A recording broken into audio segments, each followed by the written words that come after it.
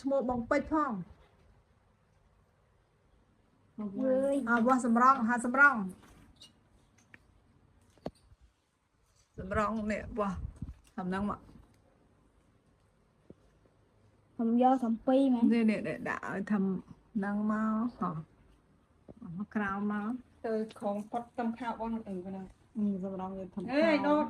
ចាសួស្តីបងប្អូនវីដេអូនេះមកបង្ហាញពីរបៀបវាស់ខោកៅស៊ូដោយសារបុនលេងគេ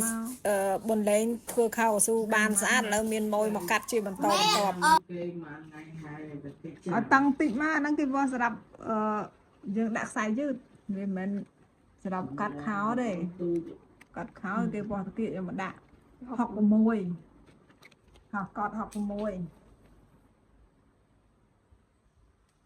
ហើយវាស់ទៅទៀត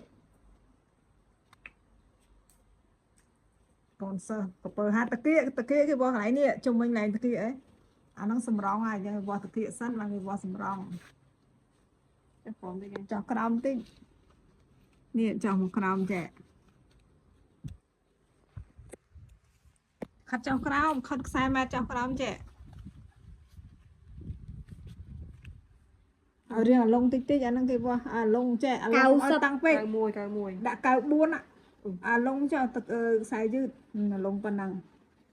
កាក់ទៅទៀត94ដាក់ឈ្មោះបងពេជ្រផងបោះសម្រងហាសម្រងនេះបោះសំណងមក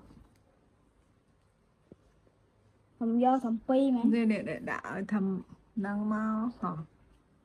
កក្រៅមកទៅของផុតតំខៅបងនឹងប៉ុណ្ណឹងសម្រងយើងធ្វើអេដូតសម្រងធ្វើខោចាស់ហ្នឹងចុចមើលកៅម៉ាន95 96ហើយដាក់ឈ្មោះបងពេជ្រកាត់ខោកស៊ូសាបាញ់ភៀវ2នាក់មកកាត់ឲ្យមុនលេងឲ្យបានថតអីយ៉ាសេចក្ដីស្ដីពេជ្រអានេះឯងបងពេជ្រអត់ទៅសេដែរនេះមកអីសាលូនប្រាប់នេះរស់គេវាស្អីដាក់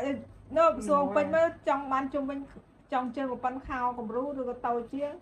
អាខំខ្ញុំមានតិចប៉ុណ្ណឹងព្រោះអាខោនោះ30តូចឥឡូវចាំវាស់ខោ31ថាវាស់គំរូខោបងពេជ្រឲ្យទាញវាស់ប៉ុណ្ណឹង31អើទៅ31រងខ្លាំងណាទៅ